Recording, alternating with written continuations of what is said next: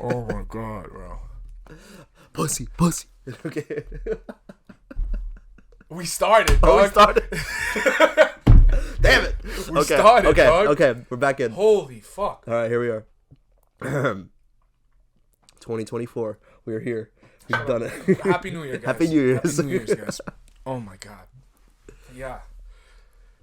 2023 had to be one of the worst years in cinematic history, bro. It was up there. It was there. I mean, we had a double strike. Lots of movies were pushed back, and the movies that we had, they weren't all too great. But you know, we survived. We made it through. You know, now it's a new year. It's disgusting, bro.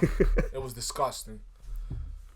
The strikes had to be like, just I can't imagine already being established in the industry and having to deal with that shit. Right. But it was already bad enough as like a fan of movies Yeah. to just witness what the fuck happened. And especially as because, dog, people getting into the industry, you know. So it's rough, you know. It's tough. you can't be hopeful anymore. I go to these. I'm walking into a theater. I look at like, oh, what's on the showtimes? I don't want to watch none of this shit. Everything is fucking depressing. Bro. You were telling me that you were thinking about getting rid of the A-list. I know. After seeing, we'll talk about that later.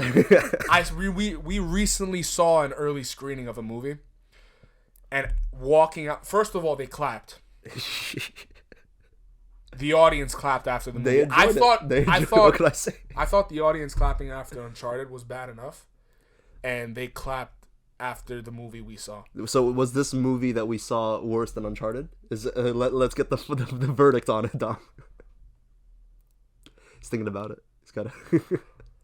It's a worse movie, but I'm not as mad as I am Uncharted. Okay, that's fair. That's a fair. Because fair I summary. understand that they need to get a check. You know. Yeah. They need to get a bag, and Right, every once in a. right. But this was especially like. You didn't even try. You didn't even try. But yeah, anyways, we wanted to talk about our top 10 favorite movies of 2023, whatever we could fucking find, because this is not really even a top 10 list. The last 4 movies in my top 10 list have 3.5 stars on my Letterboxd. Except, actually, no, that's a lie. The last 3 movies. That's a lie. Wait, what am I talking about? What am I talking about? Most of my last few are like swappable. No, number 8 has 3.5 stars. Okay. And I didn't I'll look at explain- ratings for mine, but I'll let you know my thoughts on that. It's there for a reason. Right, I'll right. explain later. But yeah, this was one of the harder top 10 lists to make, just because I feel like some of these, like, there were movies I was really looking forward to this year that ended up in like the 20s and the 10 to 20 spot in my list, and I was like, how? Oh, I see. Like Teenage Mutant Ninja Turtles: Mutant Mayhem, I was so excited. I was excited for that one also. And no. It's not a bad movie. It just didn't cut it for me. Right. It just didn't cut it for. It's on some people's top 10 lists. I've seen it. There's a lot of movies that were on a majority of top 10 lists that is not in my list. And I don't feel bad for a single fucking second. I don't. So yeah, we gotta talk it over. We'll have to see. I'm interested in knowing your top 10. Fuck it. Let's start it. We'll do it. All right. We Number start 10. from 10 We start up. from We 10. go from 10 up. Okay. Hold on, let me open this beer before we start. Bullshit. Okay. Yeah, I don't know why I said 3.5 stars, because I love this movie. Number 10 for me is The Iron Claw. The Iron Claw. Got you. I thought The Iron Claw was amazing. I actually thought it was an amazing movie. It's...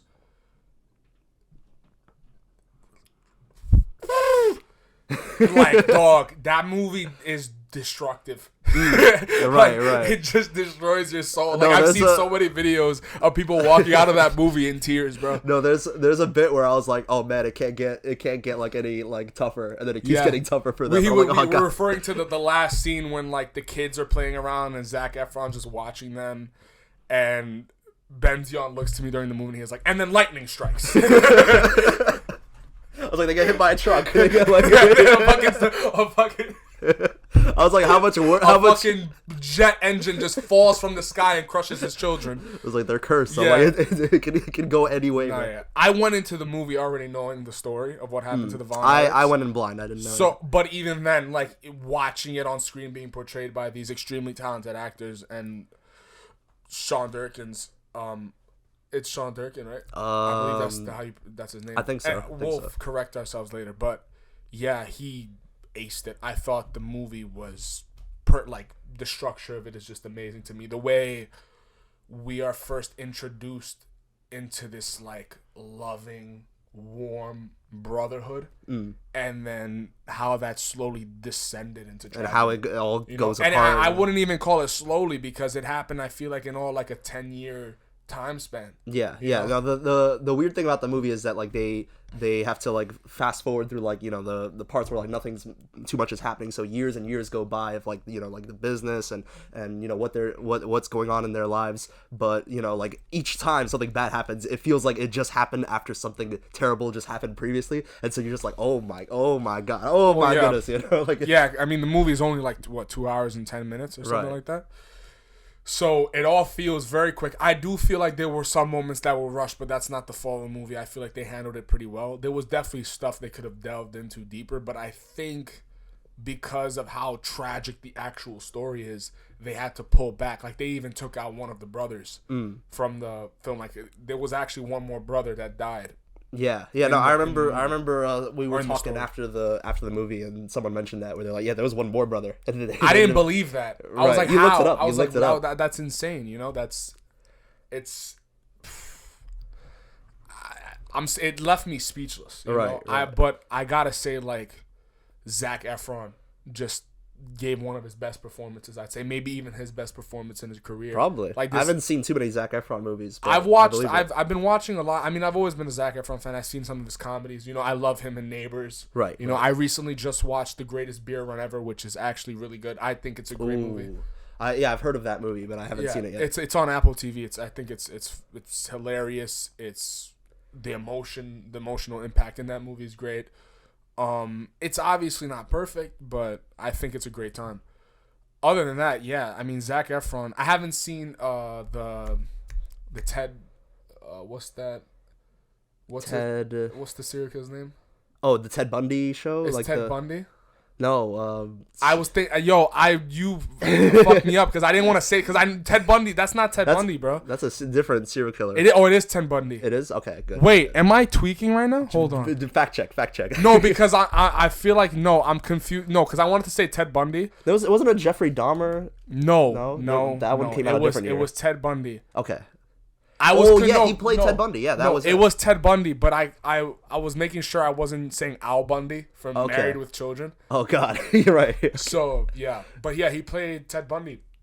I haven't seen that movie. I heard he's great in it. I heard the movie not so much, but yeah, man, it was great. What's your top 10? What is you? Okay, What's your number 10? on my number 10, I have Creed 3. I really like this is like one of the movies that like I had a lot of fun with. Like I really I was in the movie. Like I think I mentioned it in one of our podcasts, but like I was legit like juking also in the seat. And you know, it's a rare thing when like a movie has you like that where you know you're moving around also cuz like that action is so visceral.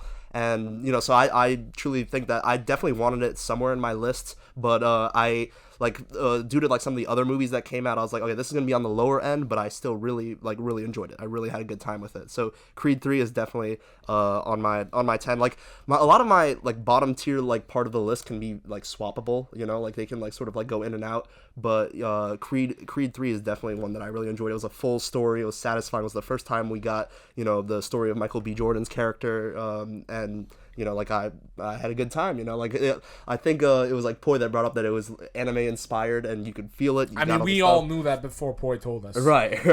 So Michael, yeah, he was saying to himself, but you know, as like a directorial outing, I thought it was a good job, also. You know, so Yeah. for sure, I knew I had to have it in there, but I'm not gonna lie, I freaking forgot that it came out this year. Like I was like, I'm surprised you have it on your list. Yeah, no, but I have. Knowing you. I put it in there. I was like, wow. yeah, I'm proud of you. Yeah, thank you. I'm proud of you. Yeah, no, I agree. That's a great spot to put it in. I agree. I think Creed 3 was definitely one of the more memorable movies for me, for sure. Do you have it somewhere else on your list, or is it? We'll up? see. We'll see. Okay, got you. Keep us in suspense. Okay.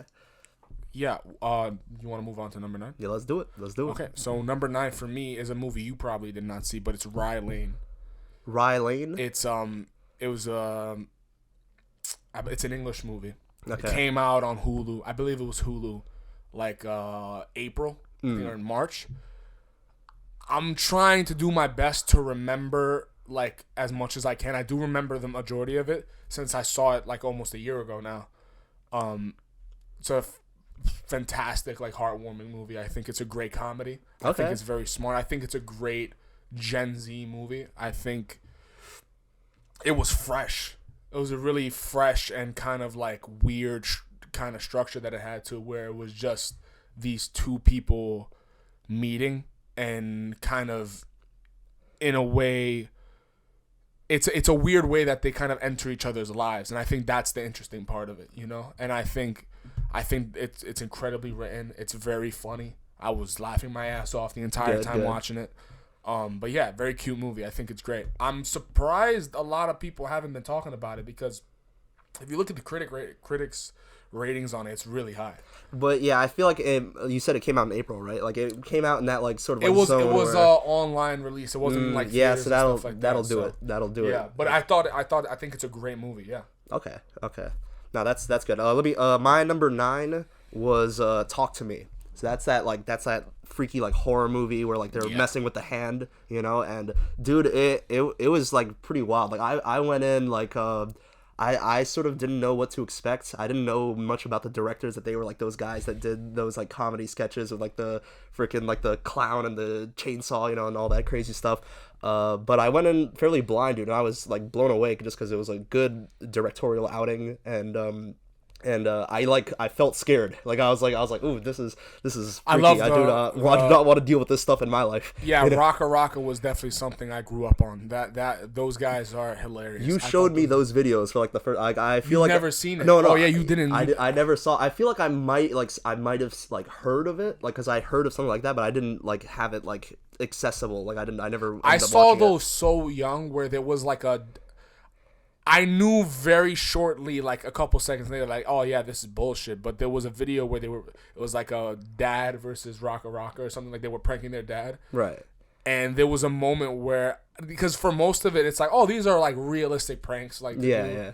And then like their father's jaw comes off, and I'm just like, oh god, yeah. I was like, bro, for a kid, second, I was like, I think I was like 10. Right. 9 years old, and I'm watching it, and I'm like, dog. I was like, no way they just did that to their dad, bro. I was like, yo, that's crazy. It's like before you know for sure it's a prank or not, like if it's no, that's when I was like, oh, so this is bullshit. Yeah, I was like, there's no way they just did that to their father, bro. Right. I was, that scared the shit out of me when I was a kid. I think after that I stopped watching it for a little bit.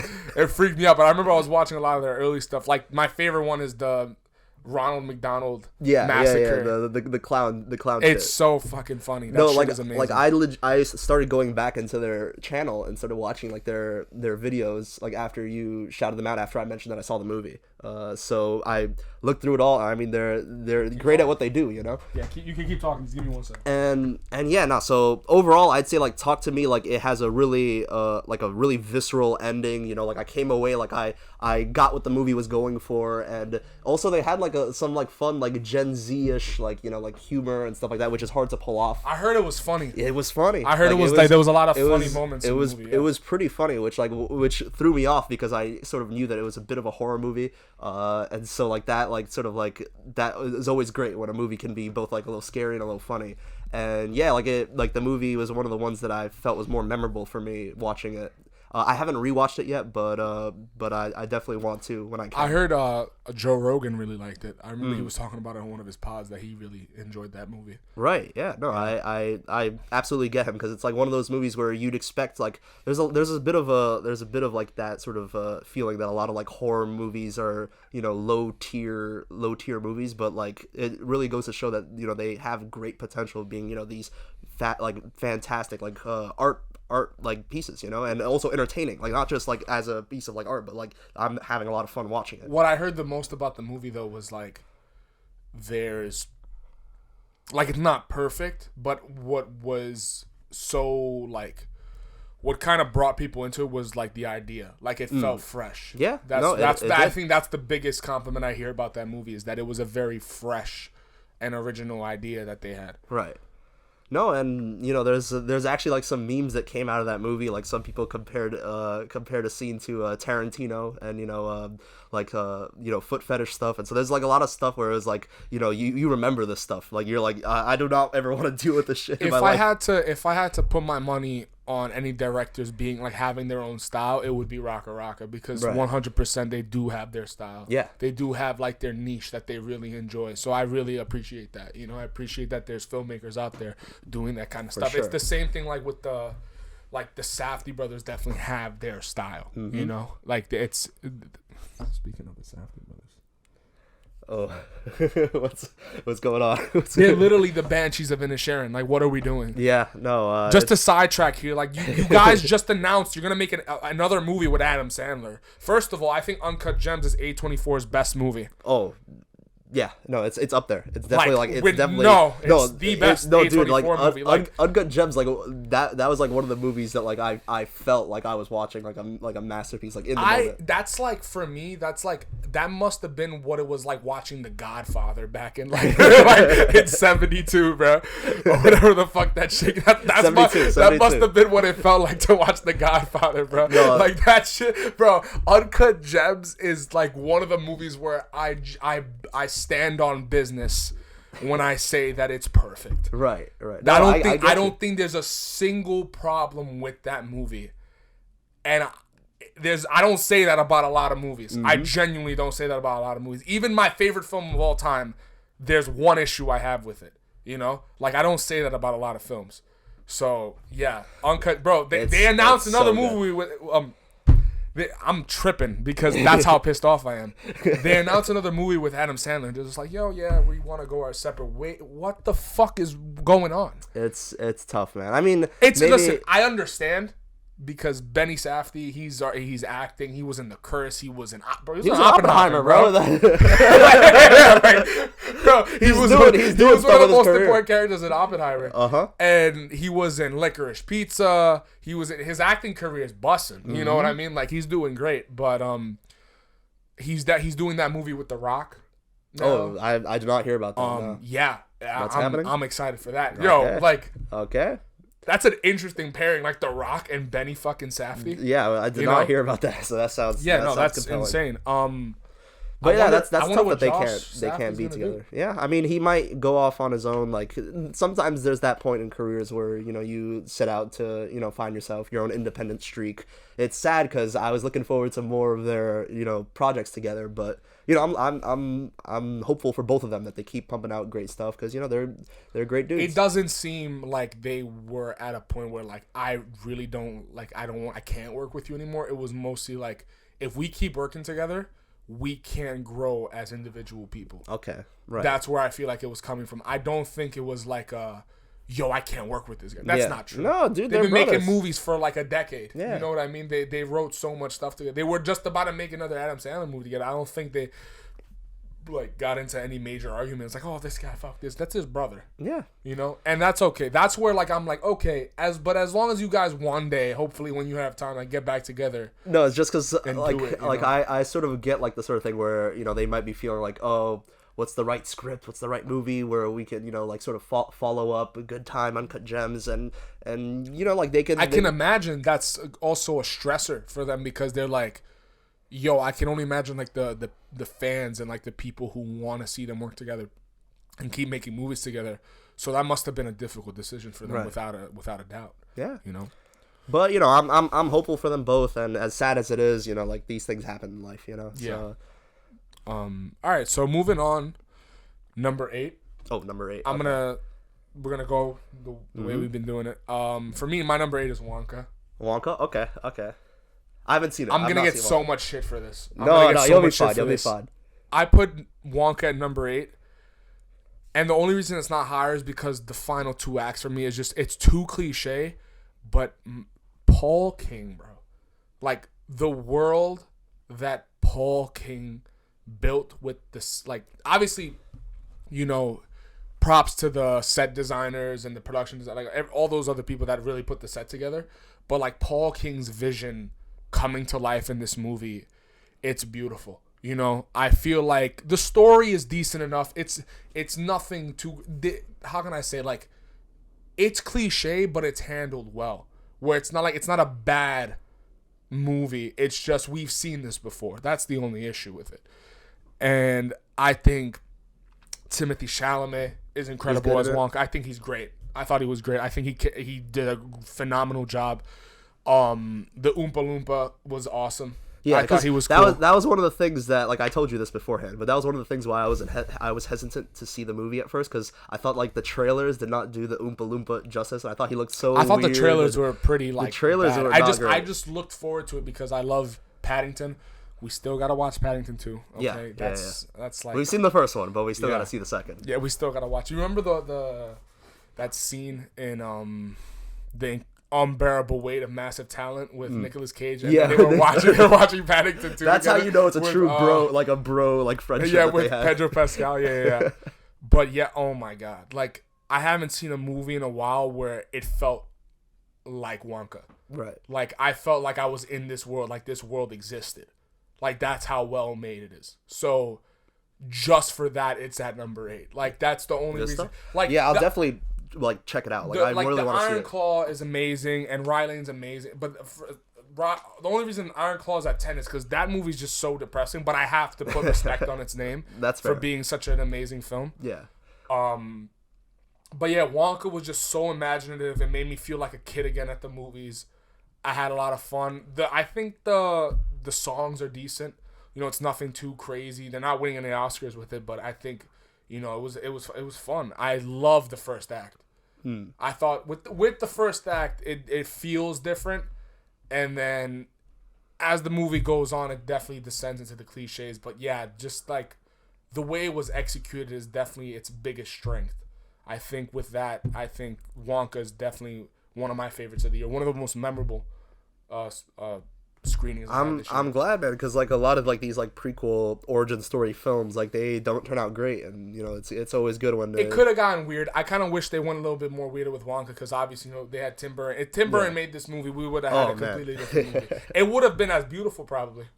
I would say, because Tim Burton has definitely that like style. Oh, dude, yeah. You know, no, when I watched Wednesday, like his episodes were the best out of that entire season. Well, he's just one of those like talented filmmakers that established, you know, like we were mentioning earlier, like a real style, a real like when you watch something you say, yo, that's Tim Burton-esque, you know, like you like it's one of those. It's a very rare director that can pull that very off. Goth. Yeah, a lot of his stuff, like you can feel it when you watch it, like the style and stuff like that. Yeah, it's great. What's your number 8? My number 8. Okay, my number 8. Is Mission Impossible: Dead Reckoning Part 1. That's my number 8. I enjoyed it a lot. I really did. My main frustration is that it's a Part 1, and you know I can't see the rest of the movie. There's some stuff that's not like so great in it, you know, but I don't know. It's one of those escapist movies that I do tend to enjoy sometimes, and I thought that it like. For me, this was an AI movie that hits me more than like the creator, because I like the way that they go about AI in the sort of Mission Impossible storyline that they established in that movie. And so when I was watching it, I was like, there's like a moment in the film when they're in like this club and they're like, oh, you know, you're inside essentially like the party is established by this other force, and they realize, oh, we're within like the AI, like all the things there. Well, that's the thing, the difference between the creator and I don't want to get too deep into it yet, but that's the difference between the creator and Mission Impossible, where like the creator treats AI as like programming, right? Whereas Dead Reckoning treats AI as like an entity, you know, like an Ultron kind of villain, right? You know? Right. It's crazy how Dead Reckoning made a better Ultron than Ultron and yeah. We don't talk about that. Okay, it's not that bad. You're acting like it's the fucking first Suicide Squad. No. Age of Ultron is not that bad. Don't shit on that movie. Okay. Don't act like that. No. Here's the thing. Ultron has always been one of my favorite villains, like at least like from like some of the comics and animated shows that I watched. And so I was always frustrated with the wasted potential of James Spader as Ultron and how they essentially bitched him in that movie. Okay, that's me though. That's me. And so I'll always be a little frustrated with it. Well, but at least Thanos and, you know, the villains that came after were better. But you know, how did they bitch him? Dude, he's constantly getting wrecked in that movie. like throughout, and you know, like they even like turn him into like this like funnier villain that's sort of like a slapstick, like Hulk punches him and like freaking launches him off into the sky. So I don't know, it wasn't the type of movie. yeah it's not that memorable. I think the scene with Vision is awesome. Yeah, that I mean that's probably the best scene in the movie. Or the scene with him and Vision talking at the end. That's one of the best scenes. That's the thesis of the movie. I gotta say that scene is probably one of the most memorable in the MCU. I don't know if it's top 10 material, but it's definitely like it's there. It's up there. I think it's up there. I think it's up there for sure. But yeah. So you said for number 8, it's Mission Impossible. It's Dead Reckoning, yeah. Like I have some problems with the movie, but you know, still it's one of those things where I can turn it on and still watch it. Like I enjoy watching Mission Impossible movies. It's not Fallout. It's not Fallout. It's not Fallout or Rogue Nation. Like, well, that's Rogue the difference. Nation's my favorite. Fallout and Rogue Nation, like those movies, for example, like if I were to make a top 10 list for those years, like they would be much higher. You know, that's why it's over like down at 8. Because I feel like it's also I'll get into it later about Mission Impossible, but I know what you mean. Right. I know what you mean. I feel like there's a reason for that. But yeah, can we want to move on? Yep, we're set. Okay, number 7 for me is The Creator. Okay. Yes, I put it on the list. Yep. Okay, so The Creator was one of the most refreshing cinematic experiences of the year, hands down. Just because I believe it's Gareth Edwards who made the movie. He's so talented. Mm-hmm. The guy took $80 million and made this movie look near perfect and better than any MCU project in the last 5 years. Right. This movie has CGI throughout the entire film that looks better than any scene in No Way Home. And I fucking love No Way Home. Mm-hmm. The strength of that movie is definitely the script. Not the CGI. Not the CGI. And definitely not in like the CGI in Asimania, bro. Like, what was going on? Oh, I mean, you haven't even seen I that saw movie. I saw like what's his name? The big head guy. MODOK. Yeah, I saw MODOK's ass. Yeah. Saw a picture of that shit. No, that's one of the first things that I called out. That was also that was one of the first things we talked about in the podcast. Holy crap! That was episode 1. Episode 1. But yeah, The Creator, I think it's underrated. I think that movie was awesome. Like, John David Washington, I think that's one of his better performances. I mean, he's great in BlacKkKlansman, of course. That was one of the first movies I saw with him. He's great in that. I think this is one step above Tenet, yeah. For sure. Well, like in Tenet, he's just, the protagonist. While over here, he has an actual character and, stuff like that. And I definitely, was behind this character in finding his wife or, because I believe it was like that she was still alive, yeah. And the kid in that movie, amazing. She was amazing. I thought the fucking special effects on her face and all that is... Oh, like the whole thing? Yeah, right. Like, dude, that was awesome. And the marketing campaign was funny for that, too, where I think at some baseball games they had some people dress up like that. Oh, really? I did not know that. Yeah. That's pretty sick. I think the AI idea was still handled well, but Dead Reckoning definitely made it more horrifying. Mm-hmm. Where it made that the entire... Because I think The Creator, in a way, was like... I think I didn't talk about this in the episode where we talked about The Creator, but I think one of the missed opportunities was to have... If AI is so advanced, you can't make them all good. And that's definitely the problem with The Creator. I think that's the biggest problem with the movie. It's still... everything else works... Because the John David Washington storyline works so well and all that stuff, and, the visuals are beautiful. Like, the heart of the movie, the soul of the movie. And the world he built in that movie, it works. But definitely the biggest problem was I was like, you're telling me there's not a single asshole, in this AI society? There's not a single guy's like, oh, fuck the humans, and then, fucks it up for everyone else. Right. They're just, the humans are just that, evil. Yeah. I mean, that was the way that they sort of pitched it. But, I think what they were trying to go for, but it didn't end up translating so well, was that, the AI itself is blameless since it's a tool. It's the humans that are using the AI that would be more dangerous. But since these AIs aren't being used, they're they're nice, they're good, but I was like, I don't know about this.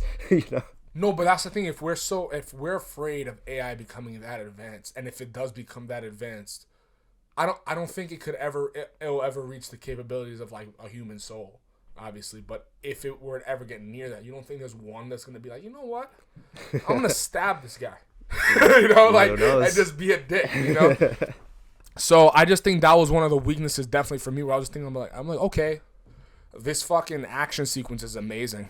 This looks incredible. It's enough where you can like sort of put yourself past that and just enjoy the movie for its pros. Okay, I'm sorry, I got horrified. I like yanked the cord. Oh no! And I was looking at that shit like, yo, please, for the love of God, all set. For the love of God.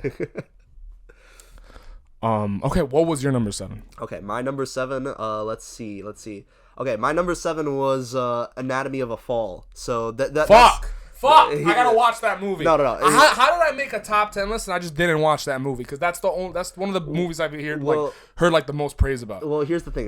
Like, oh no, you don't like it? No. Here's the thing. Like I like genuinely. Oh, you did like it. You put it at 7. Yeah, I put it at 7. So I liked it. But it's one of those things where I think I went in with like higher expectations. And so, like, it didn't blow me away as much as, like, everyone was praising it and everyone was saying, you gotta watch this movie. It came out as, like, a very effective, very well done, like, this sort of, like, court drama, mystery, investigation type movie. And like, I found myself connected to the characters. I found myself, like, getting, like, emotional. Like, it was well made on a technical level. There wasn't too much stuff that, like, blew me away from, like, a style sort of thing or, like, or like some crazy substance that we've never seen before, but I found it like a very like compelling, well-made movie, and it was definitely better than a lot of the American movies that we were seeing. I still have to watch it. Well, there's a lot of movies that I haven't seen this year that has been getting you great can praise, skip like Holdovers, Zone of Interest. Skip Zone of Interest. I'll still check it out, but Holdovers, a lot of other movies. If you like watching paint dry, you'll love Zone of Interest. It'll be like you'll nut to that shit.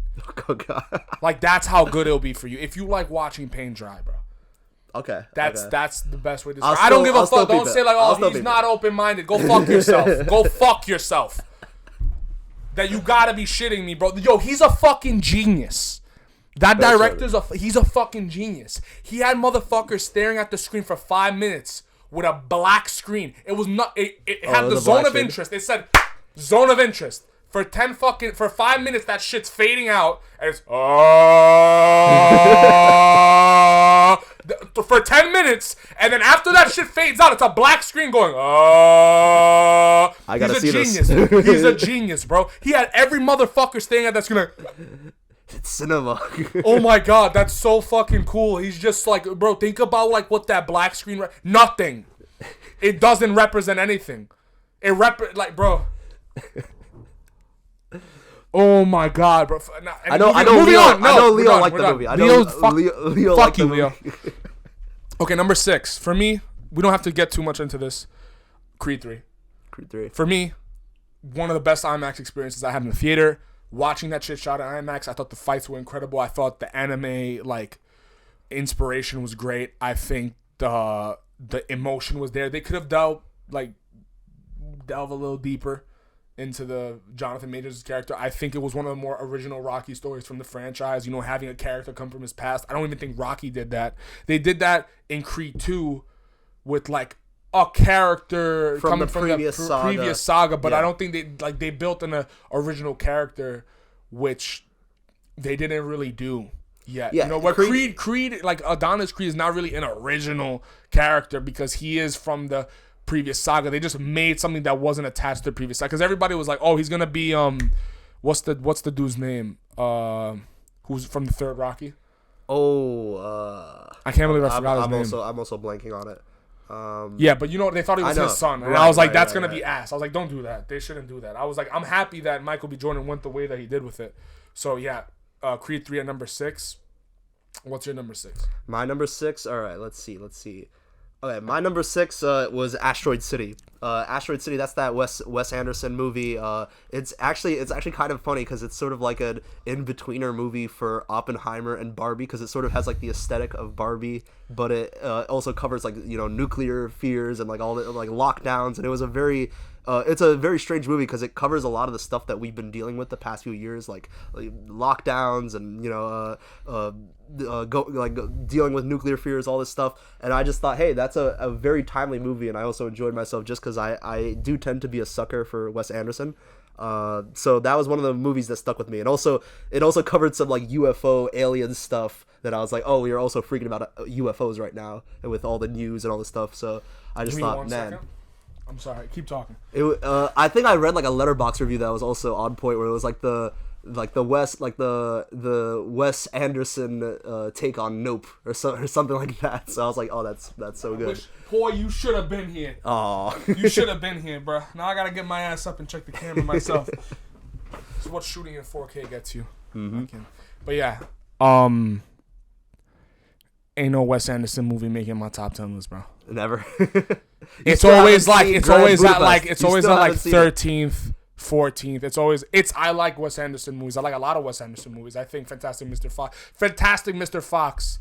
If I was 21 in 2009, it would have been my top 10 list. Okay, I'm lying. Oh wow. Okay, number 5. So for me, number 5, Mission Impossible: Dead Reckoning Part 1. Gotcha. Yes, same things as like just not as good as Fallout or Rogue Nation, which made it kind of underwhelming in that sense, but also not really. It's just that definitely had a more satisfying ending to the story than fucking Across the Spider-Verse did.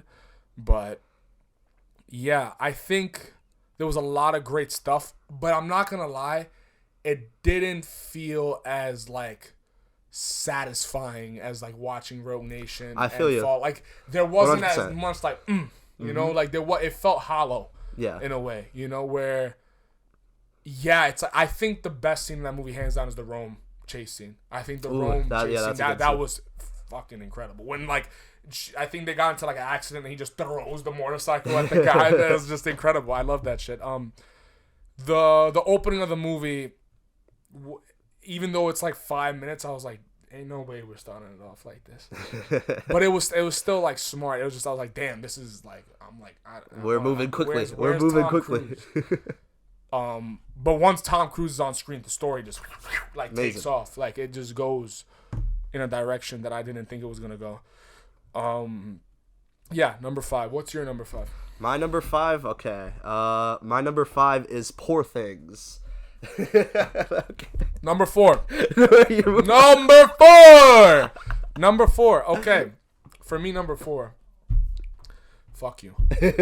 For me, my number 4 is Oppenheimer. Oppenheimer, okay. My number 4 is Spider-Man Across the Spider-Verse. It's freaking great. That's a great movie, bro. You put Oppenheimer. I put Schloppenheimer. Yes, sir. Over. Absolutely. Okay. Absolutely. Wow. Okay. Absolutely, Oppenheimer. Bro. I've rewatched Oppenheimer more than Across the Spider-Verse. I've seen both of them the same amount of times. I saw both of them twice in IMAX. But yeah, no, it's but hilarious. Across the Spider-Verse is great. It's not a complete movie. I wish it was, but it's freaking on point. The Gwen Stacy arc ends, but you know it's a great movie, bro. Yeah. It's good. It's good. Oppenheimer. I had to grow into that movie a little bit. Where like as time went on, I appreciated that movie more and more. The first time I watched it, bro, we had a Ryan Gosling binge the night before, and I got blasted. And I was so hungover the next day where like I couldn't get out of bed, but it was Barbenheimer. It was that day. It was literally all like the effects of the hangover lasted until I walked into the screening of Barbie. Wild. And then it returned because I just watched the movie. And that shit was fucking Bro, I don't want to talk about it. It was fine. The first half was fine, but I wasn't into it. And then we came back, and then we went to see Oppenheimer at like 12 a.m. Mm-hmm. And we saw late. I was fucking tired, dude, and I went to see that shit. It was 3 hours long. I was like, I have to rewatch this. I was like, it's good. I'm glad you did. I'm glad you did. And then when I rewatched, I'm like, yeah, I feel it. I still think the first act is like someone described it to me as action movie dialogue, and I'm like, yeah. Christopher Nolan hasn't been the best in that department, you know, with dialogue. His female characters are probably the best they've been, and that's not saying much. Yeah, Emily Blunt was good. Emily Blunt was good. Emily Blunt was good. It has a very documentary type feel towards the second and third act for sure. I'd say even the entire movie has that kind of feel to it because Emily Blunt will be in the background of like the first scene and they're like not even she's not even in focus. She's just that's her, but they're like nah, she'll be there later. You'll figure it out. Yeah. So yeah, Oppenheimer, Cillian Murphy, he got the Golden Globe. He better get that Oscar. He's amazing. I've loved him since I've watched him for how long Peaky now? Blinders, you were watching him. But I saw The Dark Knight 11 years ago. Way earlier, yeah. So, yeah, since the Batman movies, man. Peaky Blinders, of course. I mean, that's my favorite role that he's ever been in. You know, he's Shelby. Tommy Shelby. Yeah, fuck yeah. Fucking Peaky Blinders, man. That shit is amazing. So, yeah, Oppenheimer's my number 4. Across the Spider-Verse. I can like praise that movie like for so long. Like Across the Spider-Verse is great. Like I do really enjoy it. I wish I had the second half now, but we gotta wait a little bit. But I know the second half is not coming in March. I don't know why they did that. They probably had like fans freaking out like, yo, where's part 2? Where's part 2? And then they were like, yo, it's gonna come out March 2024. And then the strikes were like, how are you gonna say that when like you couldn't do shit for 8 months? Yeah. Or not? How long was it? It was a while. 7 months. Right. So we'll see when they do that. Number 3. I will say one last thing about Across the Spider-Verse. I do, like I mentioned it earlier, but I'm really glad that at least for it to feel like a complete film, they started out with Gwen Stacy, and like the sort of arc ends with her side of the story, with reuniting with her dad, all that stuff. So I do appreciate that about the movie. But man, like we all know, like the Miles cliffhanger and all that stuff, like it just left us wanting more. But man, that movie's incredible. I'll praise it, and it's really great. Yeah, I'll talk about it in a second. Yes, sir. Yes, sir. So number 3, we can move on. Number 3, yep, we can go. Okay. What's your number 3? My number 3 is Gran Turismo. Oh, dude, I forgot to put it in Gran Turismo, but yeah, no, that's a fair pick.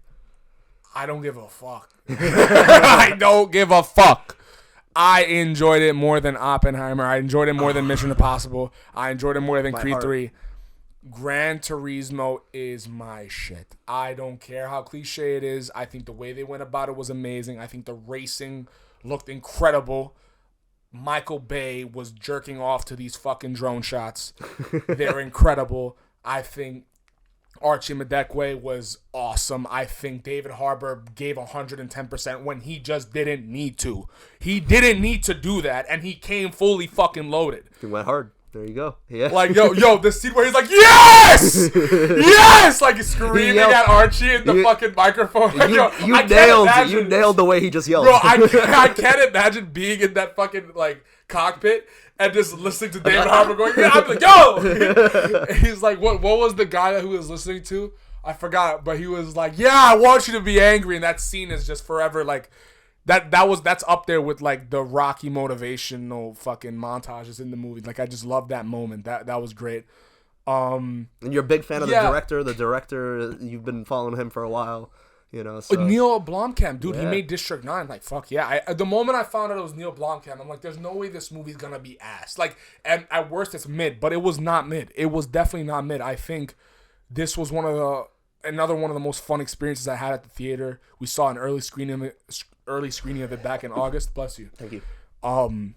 Yeah, I loved it, dude. The audience we were with, there was not a lot of people, but they were like on the edge of their seat. Like I was looking around me, and there were people sitting on the edge of their seat for that final race. Even though we knew, like, yeah, he's gonna win. Also, the song choice of Moby, like that was the song they played at the end of Heat. Like I thought I'll say this about Gran Turismo. That was another movie like Creed 3 where I was moving in my seat, like sort of drifting with the car. Like I was drifting, like you saw, like next to me, like I was like leaning against you. It's shot very well. I think that movie's. I think it's incredible.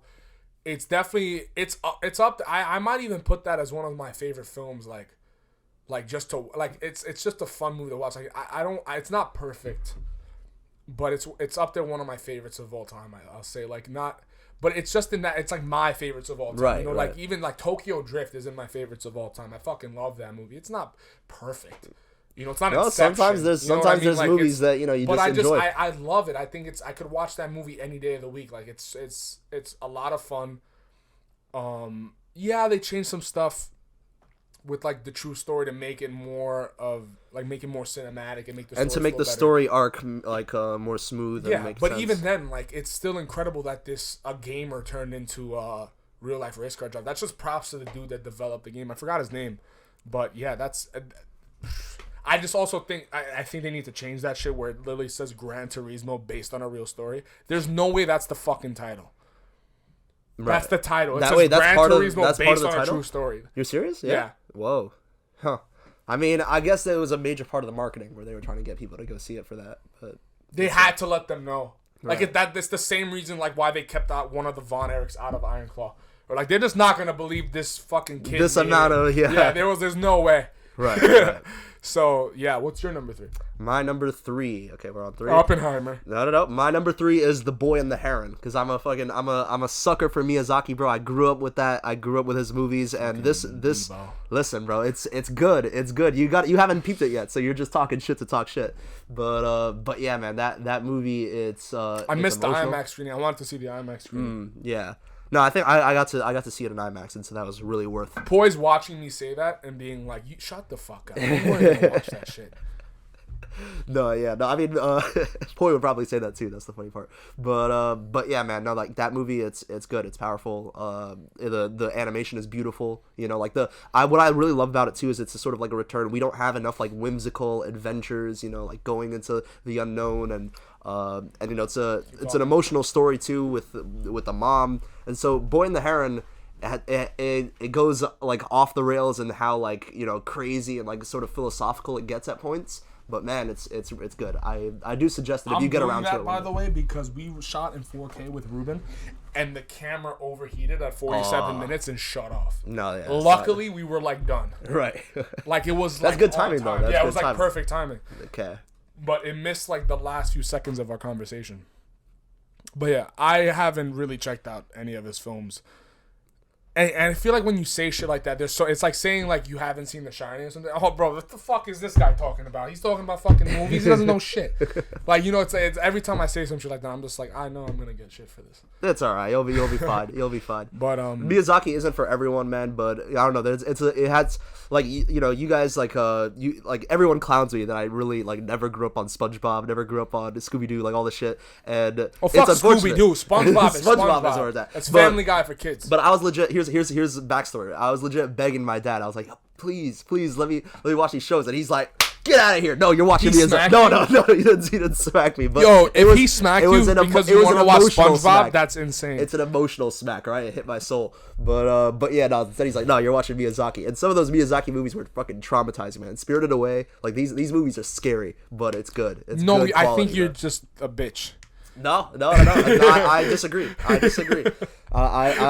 You were afraid of a sleeping Big Hero 6 Baymax ass motherfucker. Oh, because he's sleeping. No, but... Oh, the guy's breathing and sleeping in his sleep. He senses, man. He senses when you fucking watch SpongeBob. Was he like the villain? Wait, what? No, but...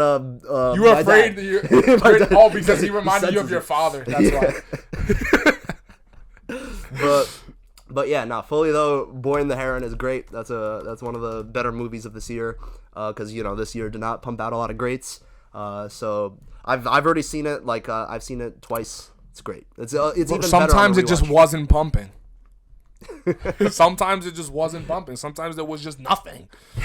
There was just nothing coming out. It was the black screen, like Zone of Interest. Yeah, that was representative of like the strike because there was nothing there. There you go. I mean, that's a good interpretation, man. The Zone of Interest. The fuck out of here with that shit, bro.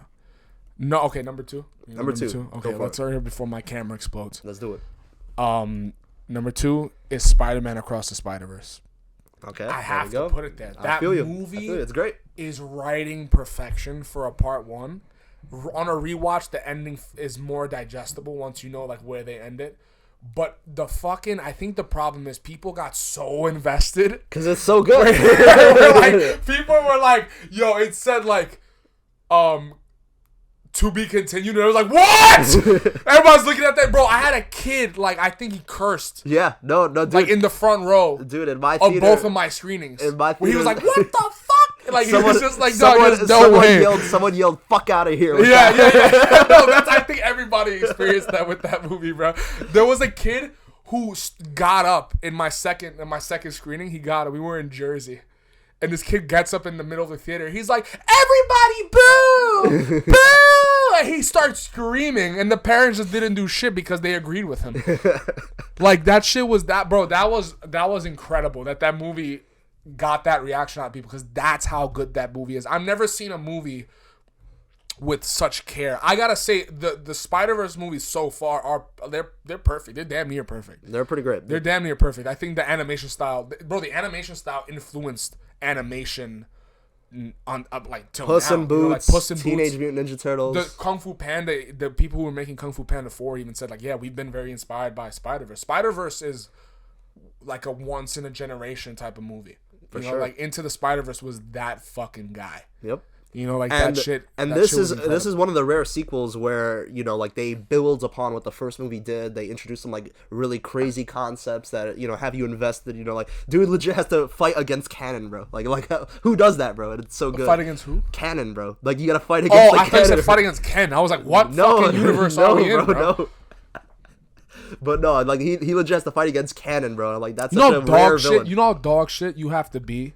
Like, that means every Spider-Man besides Miles Morales is just dog shit, because he duped like the whole fucking universe. Well, here's bro. the thing. Spider-Man, they're better at escaping usually than they are at catching. You know, like, think about like how many freaking like of their villains and shit like get away. And Don't make they live, excuses no, for these no, motherfuckers, they bro. live to kill Bro. Gwen Stacy, and they live to kill a Miguel bunch of other had people. that motherfucker in his Oh, hands. you're bro. a mistake.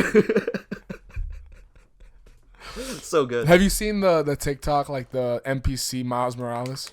No. He got arrested, I think, once because like he's just there recording, and he's like, "Turn up the music, turn up the bass, turn up." Bro, this officer walks up to him, is like, "You can't be here," and the guy is just, he keeps doing his character, and then suddenly he just turns and like, "You're starting to piss me off."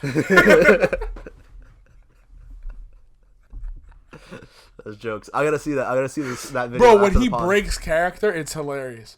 It's hilarious. I gotta show you videos of that guy. You do. But yeah, what's your number 2? It's Oppenheimer, isn't it? No, let's see here. Let's see. If you my number 2 is John Wick Chapter 4.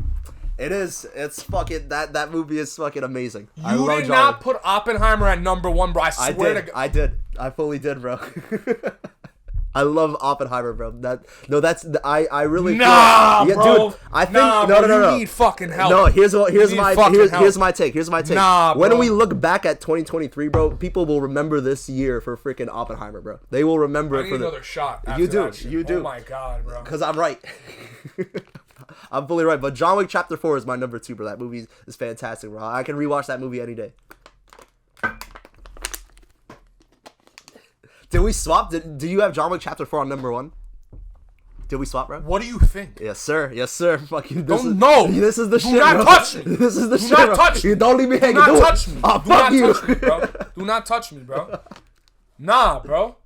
That's unacceptable. 1 and 2 are No, basically interchangeable. no, bro. no. They're basically interchangeable. No. Yes, yes. No, when... Bro. bro. John Wick Chapter 4. Fantastic.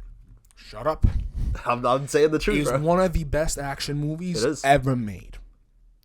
John Wick Chapter 4 has never... Bro, that shit's almost in my top 10 of all time. Oppenheimer is basically the best biographical movie that's ever been made. It's pretty much up there, bro. Like, besides, like, maybe, like, Amadeus and, like, some other shit, bro. But, like, and Social Network. But, you know, like, it's up there, bro. You cannot watch biographical movies that are as engaging as Oppenheimer, bro. Like, bro, the music and, like, just the That's not fucking true. No, yes, bro. That's not fucking true. Oppenheimer is so That tense, is not bro. true. All right, That is not true. Hit me. Why is it not true? There's so many biographical movies that are more engaging. Then Oppenheimer? Okay, The which one? Social Network. I just said that. I said besides maybe Amadeus and Social Network, Oppenheimer's like up there as one of the best biographical films of all time. And it's 3 hours, bro, and it's that engaging, bro. Hit me. Come on, bro. Hit me. You can't. Hit I'm me. thinking. I'm like, Shut up, bitch. Hit me. No, you know how this works. You can't just hit someone like, oh, give me an example. Give me a fucking second. I'm like fucking Jesus Joker Christ. in Dark Knight, bro. You're like, ah, with the fucking He doesn't do motorbike. that.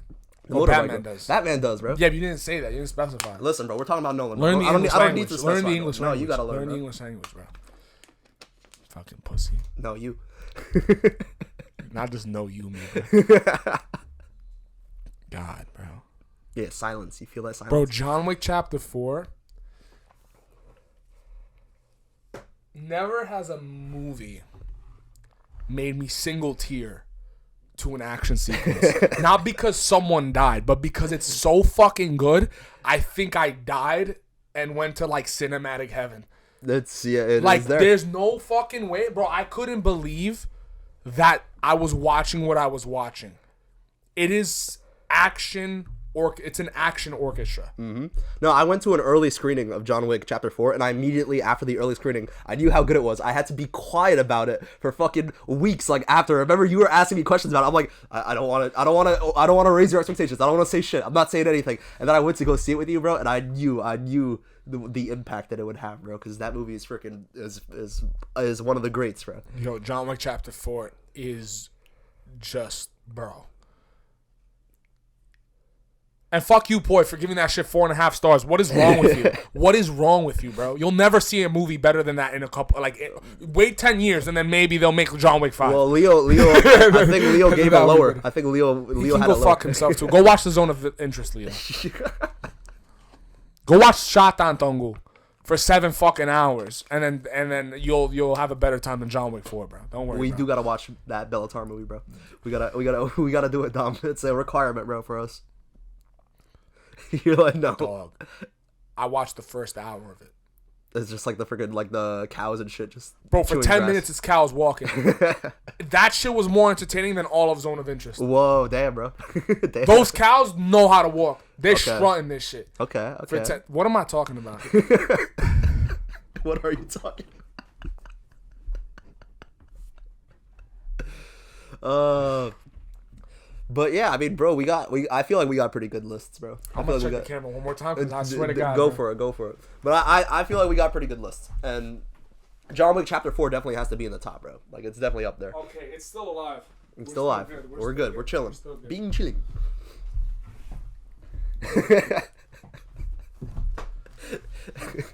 Yo, I'm about to log out. Nah, bro, you cannot put. I did. You're telling me, yo, Benzion, let's chill. Let's pick a movie. John Wick Chapter 4 or Oppenheimer? What are you picking? I mean, listen, that's different. That's really different. Like, I feel like Oppenheimer is like a full on like cinematic achievement for like biographical films, for like all this shit. It's such a resonant movie right now because of nuclear fears, bro, and all this shit that's going on. So and I'm a history buff. You just rate your movies differently. I rate my movies differently, bro. I'm not always going off of like what I want to watch in the moment. Like, sometimes I'm like, yo, like, that's like Asteroid City. I'm not gonna turn on Asteroid City right now while I'm with you because it's the fucking 7th movie of the year or some shit like that, you know? What are you talking about? That's not the point I'm making. I'm saying it's just like, for me personally, that's definitely in my opinion, the better movie. John Wick Chapter 4. I think as a movie, I think it's better. It's more of a cinematic achievement than Oppenheimer is. That's fine. I think that they're both incredible cinematic achievements. They're different genres. They go for different things. You know, like, no, I know, I understand. You get what I'm saying, right? Like But that's why John Wick Chapter 4 is so high on my list. Like, number 2 is like, that's like, for action films, that's definitely. But it's the like best. It's like saying like, yo, like. But that's what I'm saying. Where they're both really good movies. I don't think Oppenheimer is perfect at all. I think I put it at 4 out of 5 stars. John Wick Chapter 4 is damn near like a perfect movie. That shit's 5 stars for me. I put 5 stars. I get you. And for listen, me, but I'm saying, what I'm saying is, like, if you have a 5-star biopic and a 5-star action movie, depending on what you prefer, like, if you love being entertained like that and like love action movies, you're gonna pick the 5-star action.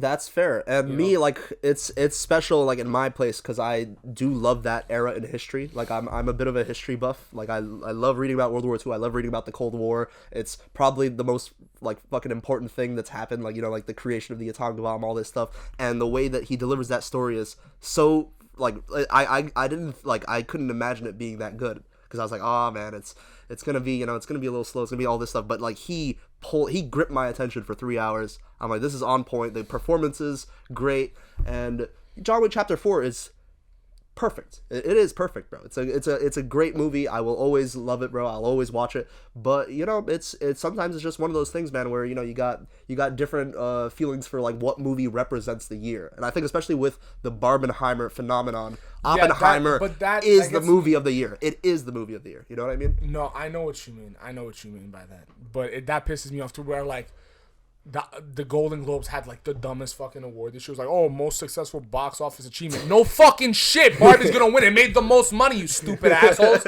What the fuck? Why would you put other people in that category? Just give them the honorary award. Why would you do that shit? I thought for a moment they were gonna swing it to Taylor Swift, but it's good that they because they didn't make the most. That doesn't make any sense. Right. That doesn't make any sense. It's the biggest box office achievement of the year. The Taylor Swift one is like the biggest like tour movie that's ever been like. But it didn't make the most money. Bro. It didn't make the most money. It didn't make the most money. That's such a weird award though, because it's like, are they gonna give it to like the highest box office movie every single year? Like what's gonna... Just don't put other movies in it, bro. Right. Like when Avatar comes out the same year, just don't put any other movies in that shit. Just already have Avatar checked off because you know how much money that movie's gonna make. I'm actually curious how much Avatar 3 would make, considering that like 14-year gap is gone now. Mm-hmm. So like people just saw the second one like, oh, it's all right. I wonder how much if it's gonna like. I mean, bro, James Cameron has surprised us before, so we'll have to see. I heard the executives thought the fourth one was crazy. Like, they read the script, but then again, who trusts these motherfuckers? Right. No, like, Avatar is one of those rare movies, man, where you don't just have people that actively watch film. You have, like, normies, like, just regular people that are just working jobs and, like, completely other fields. They go to the movies to see, like, Avatar. It's, like, one of those, like, rare, like, brands where people that don't even, like, watch movies go to the movies to watch it, you know? And I feel like that's what happened with the Barbenheimer any thing. person that's not working in film is a normie. Shit. You got me. That's fair. All right, I'll explain yourself. Explain yourself, bro. Nah, fuck that shit. You know what I mean? Normal people. Shut up. The normal people show, bro. You get what I'm saying? You fucking normies. Watching your bullshit fucking... What, you like John Wick 4? Normie? God, nah, if more people watch John Wick 4, I would be so happy. I'd be so happy. You wanna really learn what real cinema is? Watch fucking black screen. Just black screen, bro. You know what movie? I don't know why Richard Linklater ever. It had to be just a compilation, but there's a movie on Letterboxd where it's like 3 hours or 4 hours of just like openings, where it's like the countdowns, countdowns. There's 4 hours of different like countdowns, and I'm just like. There's people who sat through that shit. I'm like, there you go. You have nothing better to do with your time. Oh, I think, yeah. I mean, what are you doing? Okay, no. Stop. Get some help. That's terrible. Okay, so. Different tastes. Anyways, that's right. I guess that's our fucking top 10 list. This asshole wants to put John Wick Chapter 4 at number 2. I don't respect your opinion. I don't respect anyone's opinion. I'm correct. Only me. This is the definitive top 10 list, okay? Stop with your bullshit. Oh, I want to put my fucking Guardians of the Galaxy 3 and 4. Did I? No, we didn't put that on our list. No, but there's so many people putting Guardians of the Galaxy in their top 10. Go fuck yourself. What are you doing? I guess they found it emotional, bro. They found.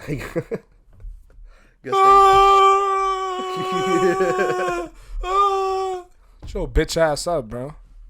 You knew that girl for 4 months. 4 days, bro. No, I don't know. It felt like much shorter, bro. Oh, we're going to hell for that. I'm the guy. What's the name of the villain? The Evolution. I'm the guy laughing at him. Like, oh, your fucking raccoon, your otter died. No, he was like, oh, shut up. Like, he said some shit like that.